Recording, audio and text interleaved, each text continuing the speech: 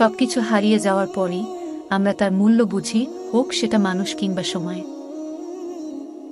যে মানুষটা অপেক্ষা করতে জানে তার কাছে একদিন না একদিন সবকিছু ফিরে আসে। আয়নার কাঁচ যদি ঝাপসা থাকে, নিজের মুখটা স্পষ্ট দেখা যায় না, তেমনি মনটা যদি পরিষ্কার না থাকে, কাউকে ভালো মনে হয় না। অর্থ আর স্বার্থ দুটো একে অপরের পরিপূরক। অর্থ ফুরিয়ে গেলে সমাজের চোখে আপনি মূল্যহীন, স্বার্থ ফুরিয়ে গেলে কিছু সম্পর্কের কাছে আপনি মূল্যহীন। কিছু মানুষ নিজের ভুল না খুঁজে অন্যের ভুলটাই বেশি খুঁজে। যোগ্য মানুষ কখনো অন্যের সমালোচনা করে না, অযোগ্য মানুষগুলোই অন্যের সমালোচনা করে। ফুল সবাই ভালোবাসে, কিন্তু ফুলের মতো পবিত্রতা সবার মাঝে থাকে না। তাই তো ব্যক্তি জীবনের অনেক ফুলই ঝরে যায় অকিলে। যা পেয়েছ তা সহজে হারিও না, যা হারিয়েছ তা ফিরে পেতে চাও না। আর যা পাওনি ভেবে নিও তা কখনোই তোমার ছিল না। জীবনের 5টি নীতিশাস্ত্র। বলার আগে শোনো, খরচের আগে আয় করা শেখো, লেখার আগে ভাবো, ছাড়ার আগে চেষ্টা করো, এবং মরণের আগে পরকালের জন্য প্রস্তুতি নাও। সুখে থাকার 2টো পদ্ধতি: পরিস্থিতিতে বদলে দাও, নয়তো পরিস্থিতি বুঝে নিজেকে বদলে নাও। আঘাত ভুলে গেলেও আঘাতকারীকে ভুলা যায় না, ক্ষত শুকিয়ে গেলেও দাগ মুছে ফেলা যায় না। মানসিক শান্তি না থাকলে পুরো দুনিয়াটাই অন্ধকার লাগে। শেষটা সুন্দর হওয়ার জন্য প্রচুর অপেক্ষার প্রয়োজন। নিজের দোষ স্বীকার করতে উদার মন এবং সৎ সাহসের প্রয়োজন। যারা নিজের দোষ স্বীকার করতে চায় না তাদের সাথে সম্পর্ক না রাখাই ভালো, কেননা এই মানুষগুলো ভয়ঙ্কর স্বার্থপর। 3টি জিনিস অন্যের মনে তোমার প্রতি মায়া সৃষ্টি করে: ভালো মেজাজ, দয়া এবং নম্রতা।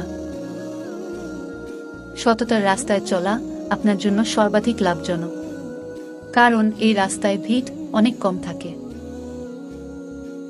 জীবনের সবচেয়ে বড় ভুল তখনই করবেন যখন কাউকে অন্ধের মতো বিশ্বাস করে নিজের দুর্বলতাগুলো প্রকাশ করবেন। সবাই অপেক্ষা করে আপনি কখন ভুল করবেন, শুধু দয়ামায়া আল্লাহ অপেক্ষা করেন কখন আপনি ভুল থেকে ফিরে আসবেন। অসৎ লোক কাউকে সৎ মনে করে না, সকলকে এসে নিজের মতো ভাবে। তোমার আর্থিক অবস্থা ভালো দেখে অনেকেই আত্মীয় করতে আসবে। মনে রেখো, এরা বসন্তের কোকিল। দারিদ্রতায় যাকে পাশে পাবে সেই হলো তোমার প্রকৃত বন্ধু।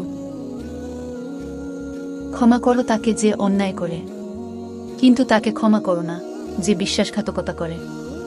অপরাধী সুযোগ দিলে সে নিজেকে সংশোধন করবে, আর বিশ্বাসঘাতককে সুযোগ দিলে সে নতুন করে বিশ্বাসঘাতকতা করার সুযোগ পাবে।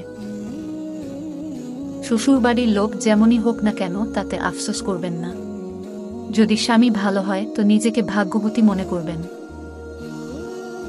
যে যার মায়ায় পড়ে যায়, মুগ্ধতায় জড়িয়ে যায়, তার চোখে তাকে ছাড়া পৃথিবীর অন্য কাউকে ভালো লাগে না।